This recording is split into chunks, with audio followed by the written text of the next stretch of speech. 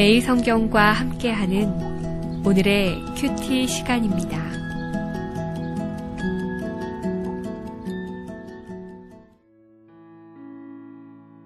(6월 21일) 오늘의 말씀은 이사야 59장 1절에서 21절까지의 말씀입니다. 여호와의 손이 짧아 구원하지 못하심도 아니요 귀가 둔하여 듣지 못하심도 아니라 오직 너희 죄악이 너희와 너희 하나님 사이를 갈라놓았고 너희 죄가 그의 얼굴을 가리어서 너희에게서 듣지 않으시게 함이니라. 이는 너희 손이 피해 너희 손가락이 죄악에 더러워졌으며 너희 입술은 거짓을 말하며 너희 혀는 악독을 내밀어 공의대로 소송하는 자도 없고 진실하게 판결하는 자도 없으며 허망한 것을 의뢰하며 거짓을 말하며 악행을 잉태하여 죄악을 낳으며 독사의 알을 품으며 거미줄을 짜나니 그 알을 먹는 자는 죽을 것이요 그 알이 밟힌즉 터져서 독사가 나올 것이니라. 그 짠 것으로는 옷을 이룰 수 없을 것이요 그 행위로는 자기를 가릴 수 없을 것이며 그 행위는 죄악의 행위라. 그 손에는 포악한 행동이 있으며 그 발은 행악하기에 빠르고 무죄한 피를 흘리기에 신속하며 그 생각은 악한 생각이라. 황폐와 파멸이 그 길에 있으며 그들은 평강의 길을 알지 못하며 그들이 행하는 곳에는 정의가 없으며 굽은 길을 스스로 만드나니 무릇 이 길을 밟는 자는 평강을 알지 못하느니라. 그러므로 정의가 우리에게서 멀고 공의가 우리에게 미치지 못한즉 우리가 빛을 바라나 어둠뿐이요 밝은 것을 바라나 캄캄한 가운데에 행함으로 우리가 맹인같이 담을 더듬으며 눈 없는 자같이 두루 더듬으며 낮에도 황혼때같이 넘어지니 우리는 강장한 자 중에서도 죽은 자 같은지라. 우리가 곰같이 부르짖으며 비둘기같이 슬피 울며 정의를 바라나 없고 구원을 바라나 우리에게서 멀도다. 이는 우리의 허물이 주의 앞에 심히 많으며 우리의 죄가 우리를 쳐서 증언하오니 이는 우리의 허물이 우리와 함께 있음이니라. 우리의 죄악을 우리가 아나이다. 우리가 여호와를 배반하고 속였으며 우리 하나님을 따르는 데에서 돌이켜 포악과 패역을 말하며 거짓말을 마음에 잉태하여 낳으니 정의가 뒤로 물리침이 되고 공의가 멀리 섰으며 성실이 거리에 엎드러지고 정직이 나타나지 못하는도다. 성실이 없어짐으로 악을 떠나는 자가 탈취를 당하는도다. 여호와께서 이를 살피시고 그 정의가 없는 것을 기뻐하지 아니하시고 사람이 없음을 보시며 중재자가 없음을 이상히 여기셨으므로 자기 팔로 스스로 구원을 베푸시며 자기의 공의를 스스로 의지하사 공의를 갑옷으로 삼으시며 구원을 자기의 머리에 써서 투구로 삼으시며 보복을 속옷으로 삼으시며 열심을 입어 겉옷으로 삼으시고 그들의 행위대로 갚으시되 그 원수에게 분노하시며 그 원수에게 보응하시며 섬들에게 보복하실 것이라.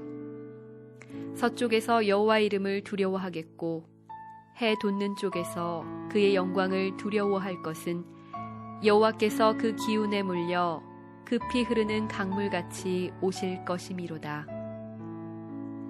여호와의 말씀이니라. 구속자가 시온에 임하며 야곱의 자손 가운데에서 죄가를 떠나는 자에게 임하리라.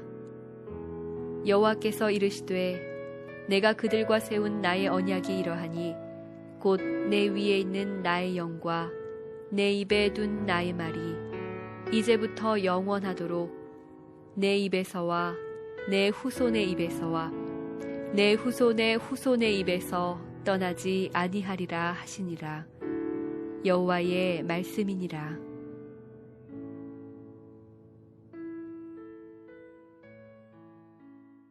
사랑하는 성도 여러분, 한 주를 마무리하는 21일 금요일 아침입니다. 주말에 대한 기대 때문에 긴장이 풀어질 수도 있고 주중 여러 가지 일로 몸이 많이 피곤할 수 있을 것입니다. 오늘도 말씀과 함께 하루를 시작하며 한 주의 끝과 하루의 시작을 하나님께 의탁하는 귀한 시간 되시기를 바랍니다.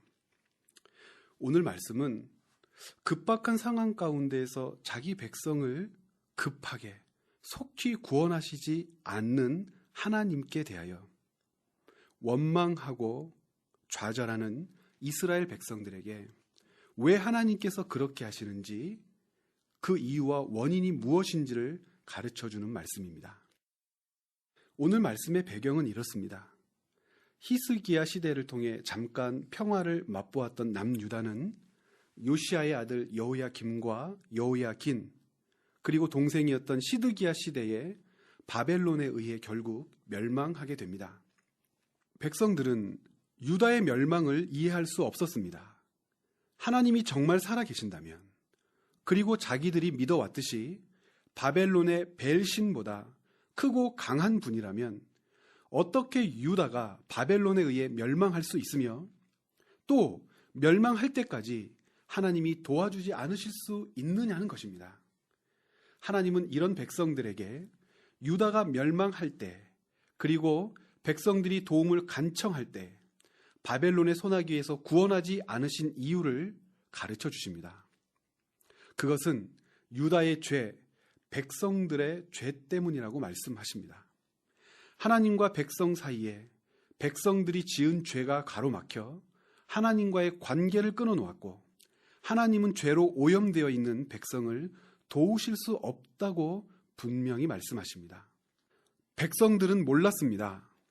자신들의 죄와 그 결과가 얼마나 비참한 종말을 초래하게 될 것인지, 또 백성들은 하나님으로부터 멀어져 자신들이 어떤 행동을 해왔는지 알지 못했고, 그런 것이 얼마나 악한 것이었는지도 깨닫지 못했습니다.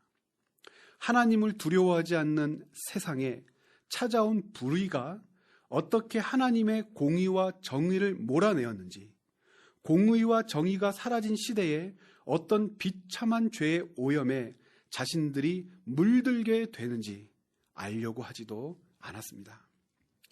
공의와 정의가 사라지고 불의가 지배하는 세상에서 찾을 수 있는 구원의 길이란 없습니다. 왜냐하면 하나님이 그 안에서 도움을 주시지 않기 때문입니다. 평화도 없습니다. 안식과 위로는 더더욱 없습니다. 탐욕에 사로잡혀 서로가 서로를 짓밟으려 할 것이고, 거짓과 속임수가 난무하여 서로가 서로를 이끌어 비참한 종말로 달려갈 뿐입니다. 하나님이 손을 뻗어 다시 한번 기회를 주시지 않는다면, 은혜로 저들을 구원해 주시지 않는다면 고통 중에 찾아온 끝은 안식이 아닌 심판이 될 것입니다. 그러므로 멸망 중에 우리를 왜 구원해 주시지 않느냐고 하나님을 원망할 것이 아니라, 멸망에 이르게 한 죄의 진상을 깨닫고 옷을 찢고 가슴을 찢어 다시 한번 하나님의 긍휼의 손길이 우리를 구원해 주실 수 있도록 애타게 기다리는 것만이 유일한 살 길입니다. 하나님의 백성인 우리가 경계해야 할 것은 무엇입니까? 하나님은 결코 정의롭지 않고 공의롭지 않은 세상을 간과하지 않으십니다.